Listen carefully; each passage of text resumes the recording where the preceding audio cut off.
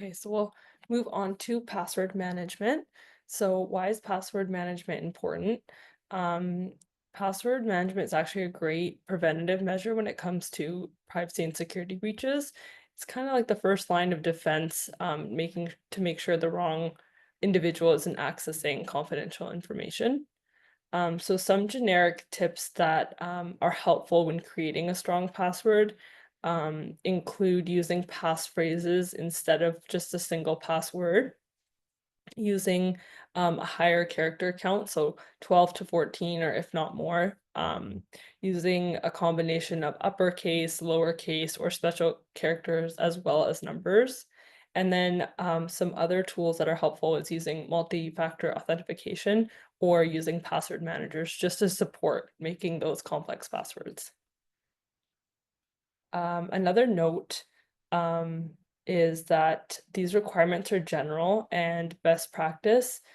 However, they can vary EMR to EMR. So just being aware of which EMR you're using and that not all EMRs or even other platforms that you use might have requirements when you're making that password. So some of you might be familiar that when you're going to create a password on a website, sometimes it'll flag and tell you that you need an uppercase or you need certain length. Some may not do that, but it's just best practice to always try to incorporate as many of those tips as you can to make it as strong as you can.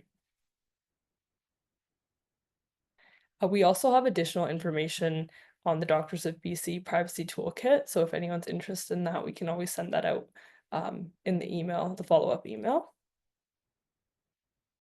Another question we get is how often should passwords be changed?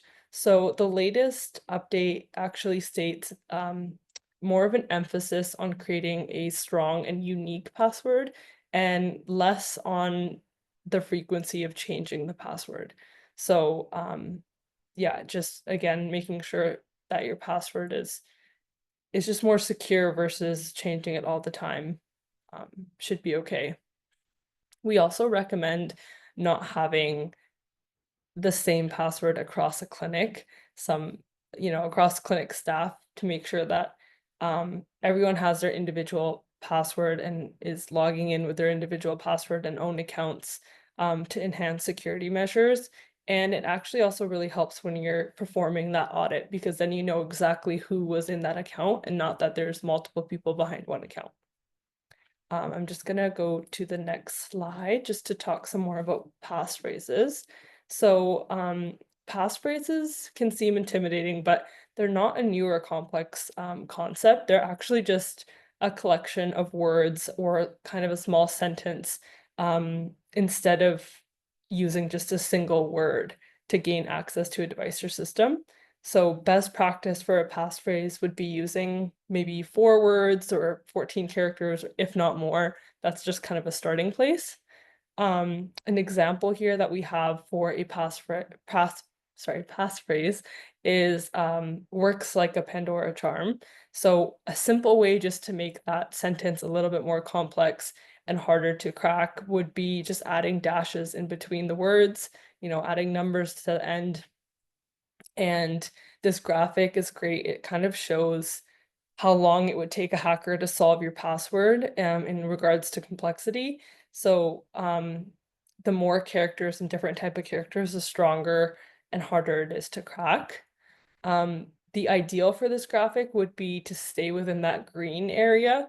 So timeframes can vary with passwords being cracked. It's continuously evolving, but even if you have someone who's, gained more resources or the time that it takes to crack your password is halved, if you're in that green zone, you're still considered to be somewhat safe. So some of those factors are good to look at as an example of like how many characters and all the other types of characters that they're using. So we'll just switch on to the next slide. So this slide here is just more of a funny comic and it displays how people sometimes think that the more complex password is the way to go, but sometimes it's actually easier to solve. and having something that's a passphrase that might be easier to remember or funny in some sort of way, that will help you remember it could be a lot harder to crack. Um, that's kind of it for passwords. So I will move it on to Henry for the final demo. Thank you. Thank you, Jeet.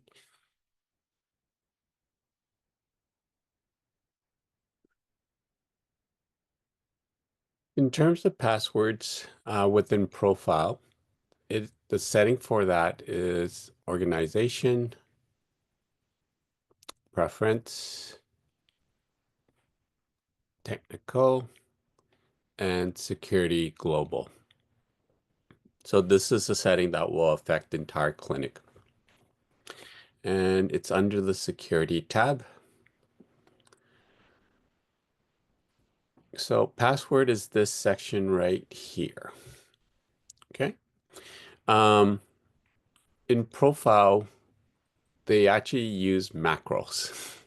So within the macro, you can specify the minimum length of a password. You can specify, certain characters that needs to be utilized, a number, a symbol, or capital or lowercase, right? So that's all done through a macro. So if you need help with that, I would strongly recommend you to reach out to the vendor to do that, unless you have programming skills background. Okay. Um, you can also see here password expires after X number of days. Like this is what Jeet briefly mentioned about. So if you want, your users to change their password every 6 months, you can put 180 days. Um, it also sort of prevents password being reused. So here basically saying if you're trying to reuse a password, you got to wait for a year, before you can reuse the password or something along that line. So that's another useful setting right there. And finally, this is the warning, how many days before your password expires, before you get the message saying you need to change your password. So those are the settings in terms of passwords within Profile.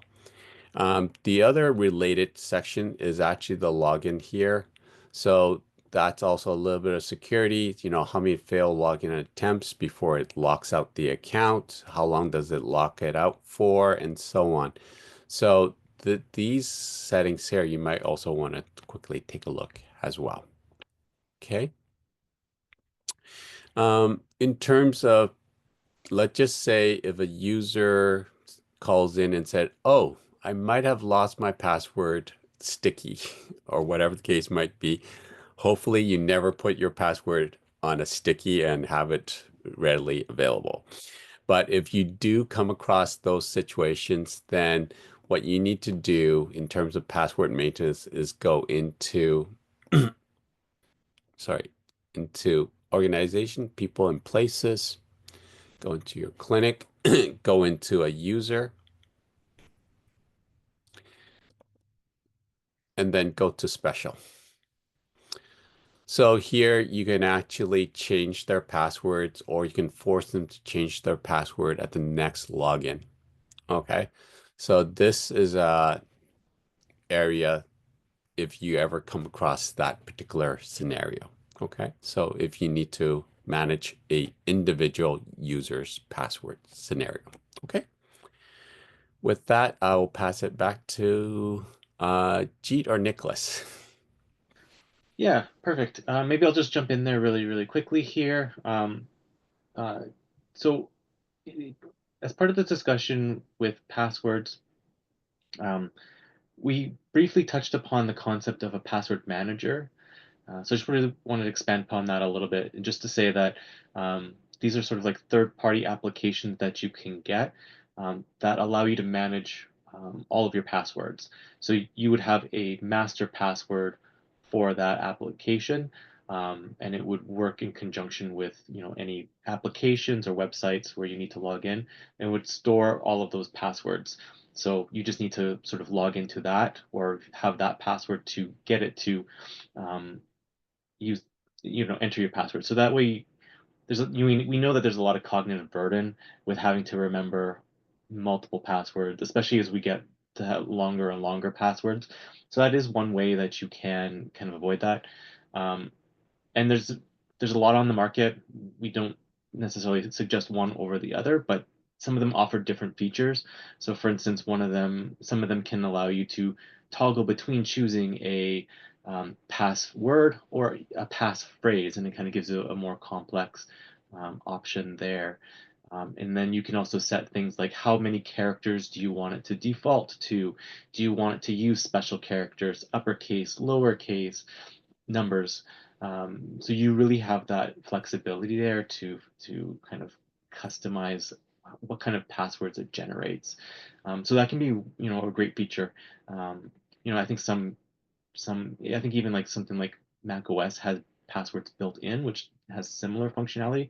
It's a little bit more basic, but there are other options out there. Yeah, anyway, I'll leave it at that unless, Jeet, you have something more to add to that.